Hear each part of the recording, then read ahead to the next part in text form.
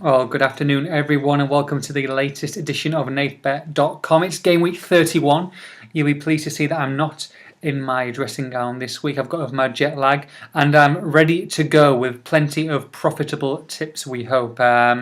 Like the tips this week, guys, really do. Like I say, some weeks are definitely better than others when I'm looking for the right kind of results and the right kind of fixtures, and I do like plenty of games this week. So without further ado, let me go straight on with the safe double. I know my partner in crime will definitely be very happy with this because my strongest bet, my strongest tip of the week is at the KC Stadium. I'm backing Hull City to beat West Brom. That's right, it's my biggest bet, my favourite bet of the weekend. Hull available at 5-4 to beat West Brom. I think that's a huge price. Now that might be because Hull obviously lost to Manchester City despite them going down to 10 men, and West Brom somehow got a win the weekend against Swansea City, didn't they, after going 1-0 down.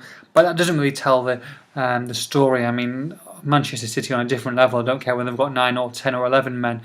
Some of the quality they've got, obviously, I don't think that Hull can complain too much really about getting beat there. And West Brom, they could have been 3 or 4-0 down by half time. So the fact that they did get a 2-1 win, I think, kind of papers over the cracks, really. They've still got a lot of ground to make up, and I do still fancy them to be thereabouts come relegation time. I think they will probably still go down, actually.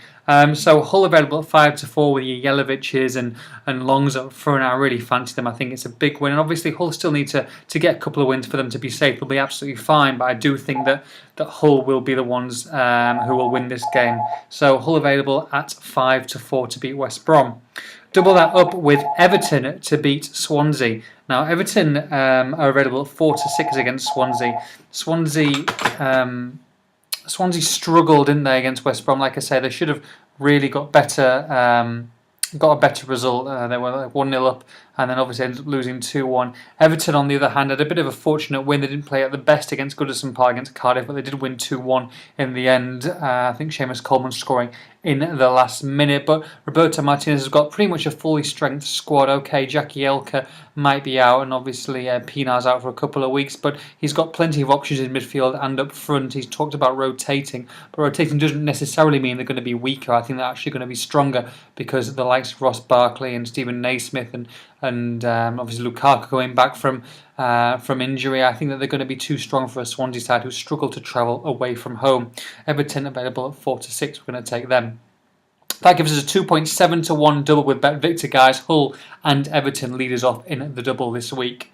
On with the treble, and a team that lost to bottom club Fulham at the weekend. That's Newcastle United. I'm backing them to turn things around and get a win. They're back at home, back at St James's Park against Crystal Palace. Newcastle 10-11 to beat Paris. Hopefully not. There won't be 10-11 to beat Paris Saint-Germain.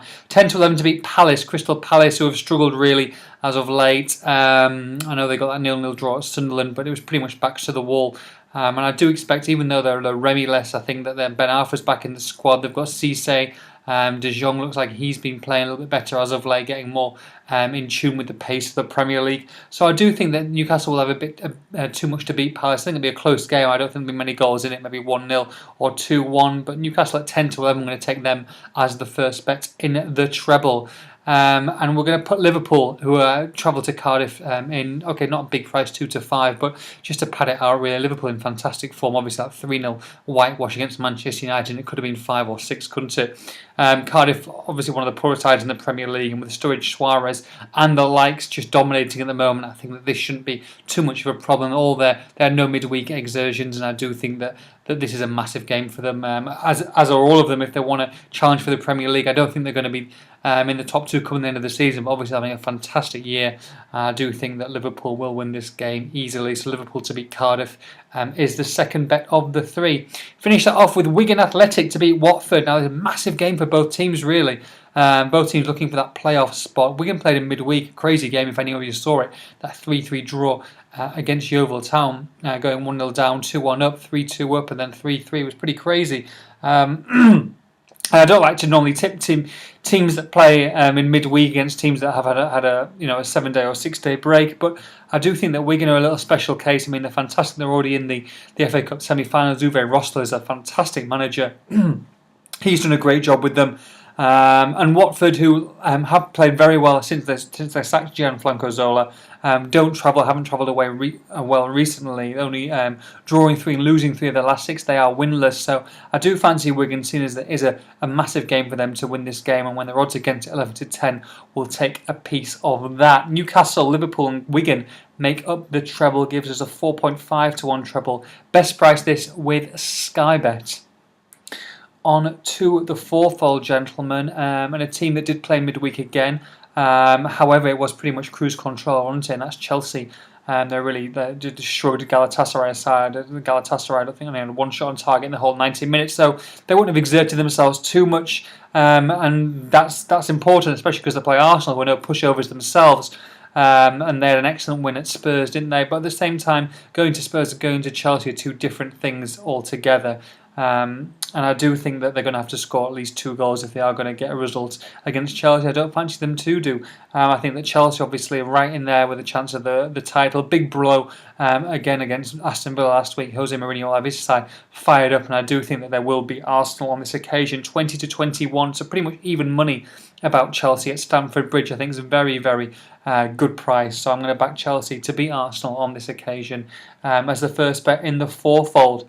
Second bet, Brentford against Coventry. Brentford flying high, and very important they win this game against Coventry side, who are winless away from home in the last 8 games. So Brentford, a bit like Liverpool, pads the bets out a little bit, pads the tips out. So 4 to 7 about Brentford. They shouldn't have any problems at all to dispose of Coventry. So you're going to back Brentford to beat Coventry.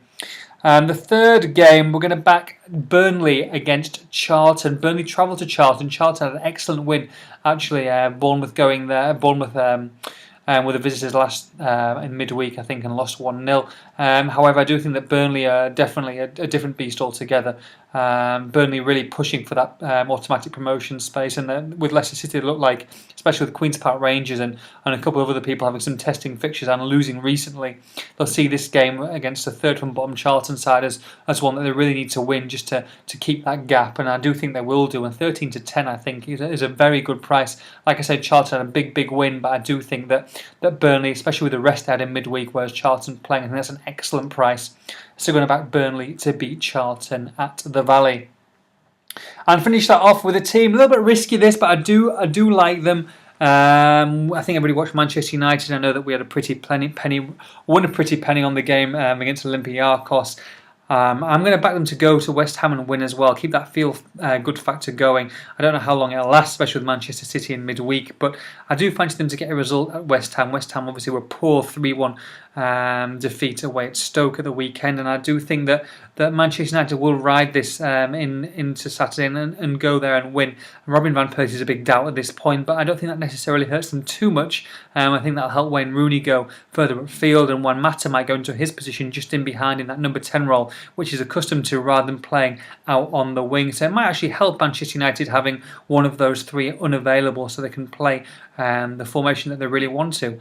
Ashley Young probably will come back into the side, and Antonio Valencia looked very good as well. So there are, a little bit of light at the end of the tunnel for David Moyes, and I think that 10 to 11 about Manchester United to beat West Ham, who have obviously had a great run of games and they came crashing down, but they are pretty much safe in that league. I think 1 point ahead of Hull City on 31. Obviously they'll try hard, and I think that they'll score a goal, but I do fancy Manchester United just slightly on this occasion, especially at almost even money, 10 to 11. So that's Chelsea, Brentford, Burnley and Manchester United to make up the fourfold this week, guys. Gives us 11.6 to 1 fourfold. That's with Bet Victor. Get your bets on, have a good one, and we'll speak to you next week. And just tune in as well on Tuesday and Wednesday when there is midweek games. We might have a little couple of bets for you then as well. Take care. Bye-bye.